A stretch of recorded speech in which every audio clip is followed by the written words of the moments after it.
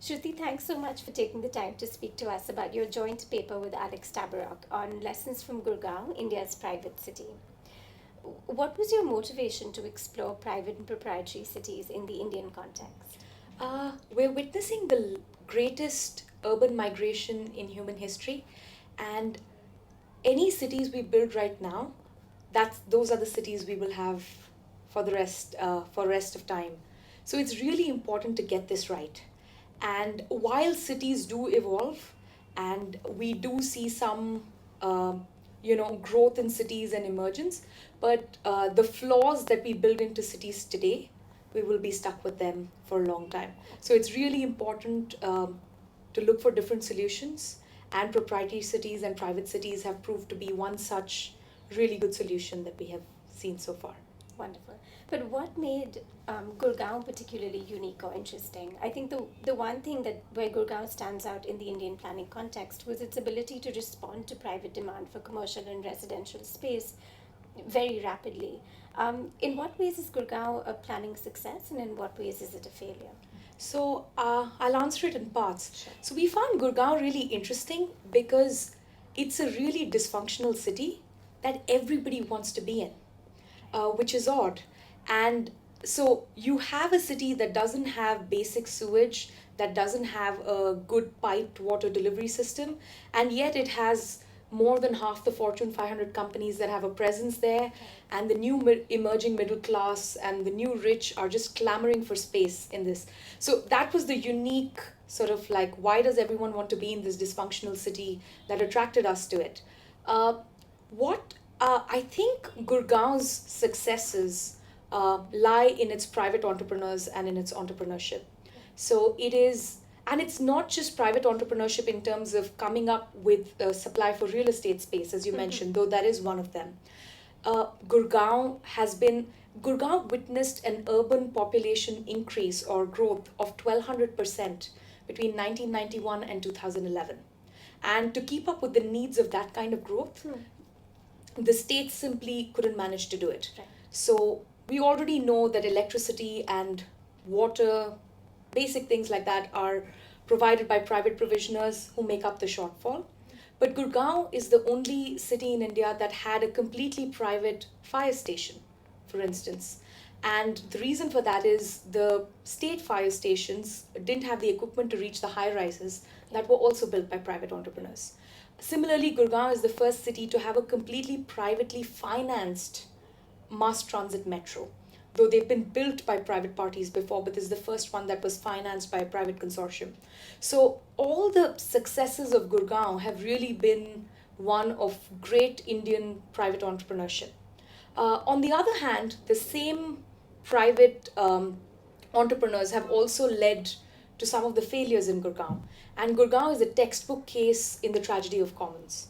So even though electricity is provided and the shortfall is covered up by private provisioning, individual households and buildings have their own diesel generators, which you know is incredibly polluting and inefficient. Similarly, there isn't enough water supply. So you have individual households and individual developers boring tube wells and bore wells, and therefore just dramatically reducing the water table. And these are typical commons problems. So what we witness in Gurgaon is there is huge land, public land full of sewage dumps. Sewage is dumped in river water. So these are some of the failures of Gurgaon.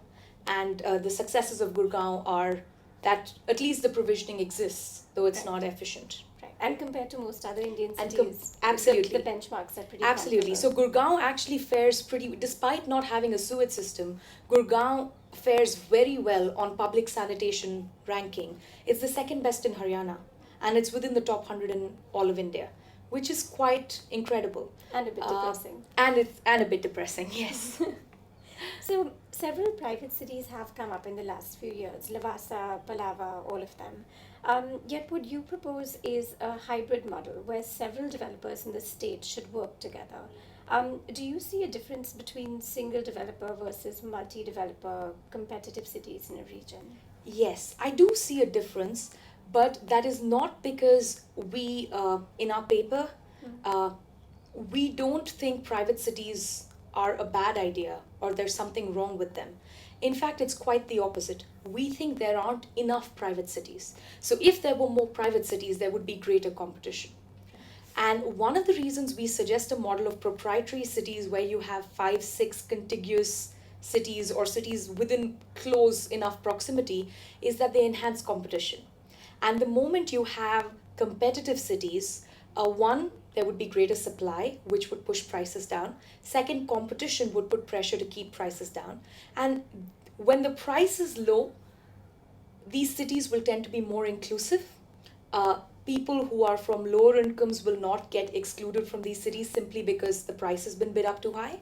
So even though I think individual private cities like Lavasa are great, because they are so good in provisioning facilities, the price ends up being quite high. And they inadvertently perhaps exclude certain socioeconomic groups. Right, which actually leads into my next question, was that in the context of India's unprecedented rural to urban migration, one common criticism is private cities are exclusionary, or at least have a very high price of entry. And so in a sense, I think having these competitive cities, your view is that it would bring the price down. Yes, so one, I think that view is not entirely correct. The oldest private city in India is Jamshedpur.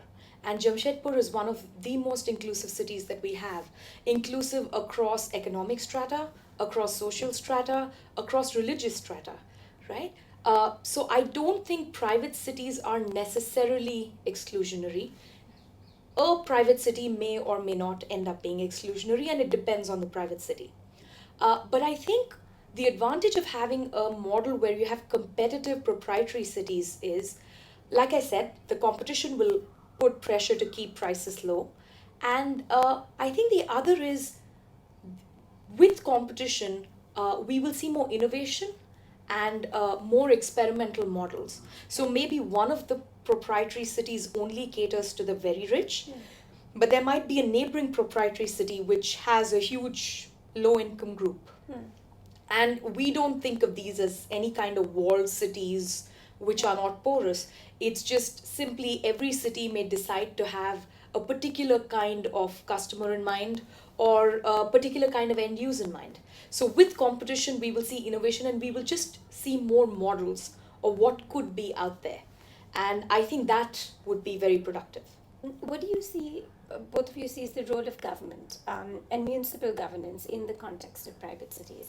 And how do you ensure, rather than collusion, a balance of state and private sector power to ensure that there is no exploitation of the commons? So one of the things that we learned from Gurgaon is private developers don't have parcels of land as large as a city, but they have substantial parcels of land. And once you step within that, everything is really well managed. There is sewage within the private development. It's just not connected to a main sewage line. There is garbage collection within that private development. So up to the edge of the property line, they internalize all these problems and they're very well maintained. Another thing we learned in Gurgaon is there are different competing private developers, but they don't dump garbage on other private land. The garbage is always dumped on public land or in public rivers. So up to the edge of the property line within private developments, everything functions quite well. So perhaps what we need to do is we need to have larger private parcels to internalize these problems such that it makes sense to have an independent large sewage line and sewage plant or independent water piped water distribution and things like that. So the one lesson was you just need larger private parcels to internalize the externality and prevent the commons problems. So the simple answer is no commons, no tragedy, right? The other aspect is in terms of the role of the state. Now, this question I'm going to answer with a lot of disclaimers and conditions. And the reason is the current regulatory framework that we have doesn't allow for urban cities to emerge naturally. And this is because there is all kinds of restrictions on changing land use, turning agricultural land into non-agricultural land or turning agricultural land for urban use, and on buying and selling this land between different players.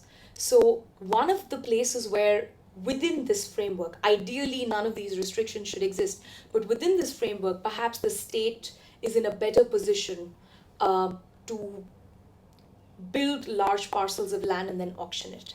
And what we suggest is auctioning parcels of land which are large enough for an area to internalize these externalities and make it viable to maybe have its own mass transit system, so on and so forth, and also have them with keeping in mind that you should have a cluster of such proprietary cities.